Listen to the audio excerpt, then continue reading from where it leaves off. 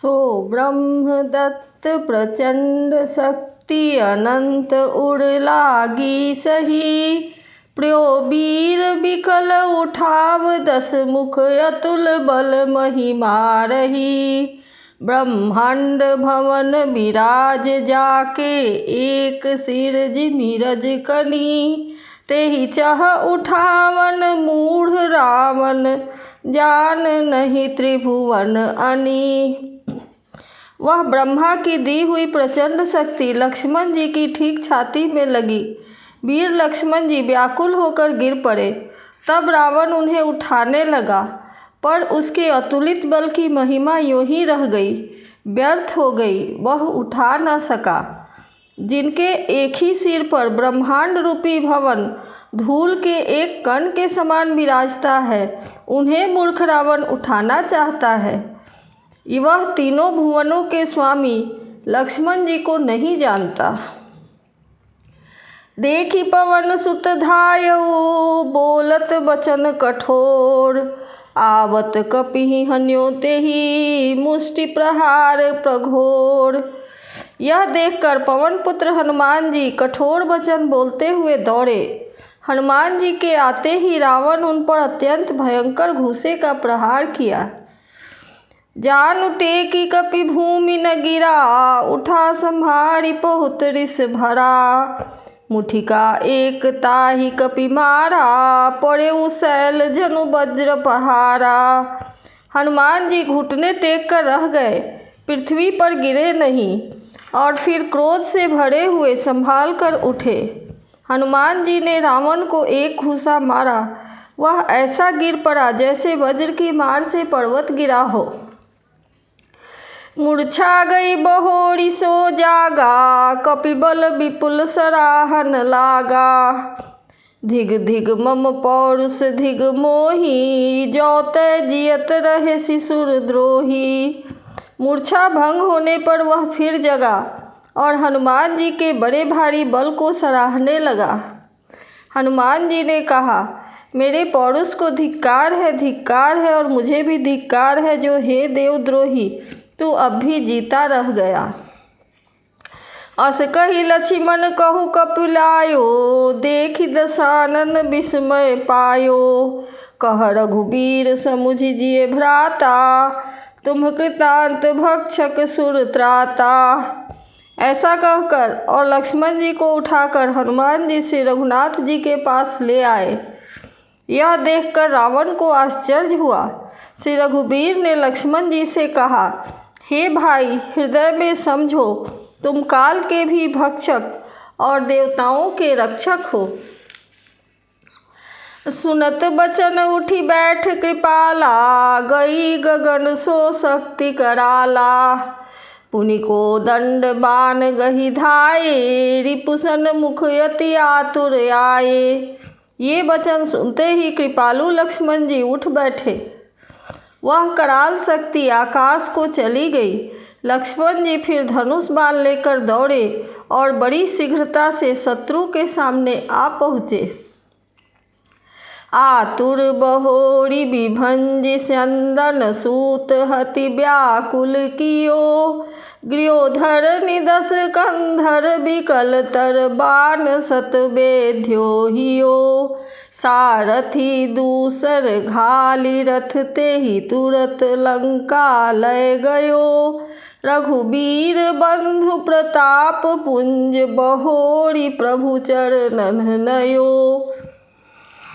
फिर उन्होंने बड़ी ही शीघ्रता से रावण के रथ को चूर चूर कर और सारथी को मारकर उसे रावण को व्याकुल कर दिया। 100 बाणों से उसका हृदय बेध दिया, जिससे रावण अत्यंत व्याकुल होकर पृथ्वी पर गिर पड़ा। तब दूसरा सारथी उसे रथ में डालकर तुरंत ही लंका को ले गया। प्रताप के समूह श्री रघुबीर के भाई लक्ष्मण जी ने फिर आकर प्रभु के चरणों में प्रणाम किया। उहाँ दशानन जागी करी, करे लाग कछु यज्ञ। राम विरोध विजय चह, सठ हठ बस यति अज्ञ। वहाँ लंका में रावण मूर्छा से जागकर कुछ यज्ञ करने लगा। वह मूर्ख और अत्यंत अज्ञानी हठवश श्री रघुनाथ जी से विरोध करके विजय चाहता है। यहाँ विभीषण सब सुधि पाई, सपदि जाई रघुपति ही सुनाई। नाथ करई रावण एक जागा, सिद्ध भय नहीं मरिहि अभागा।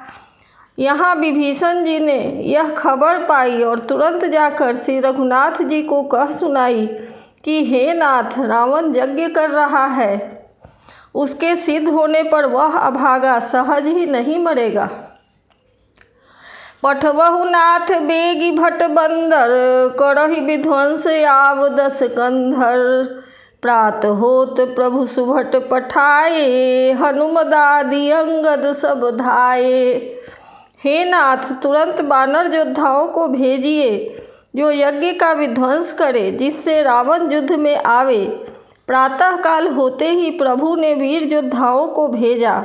हनुमान और अंगद आदि सब प्रधान वीर दौड़े। कौतुक कूद चढ़े कपिलंका, पैठे रावण भवन असंका। यज्ञ करत जब ही सो देखा, सकल कपिन भा क्रोध विशेखा।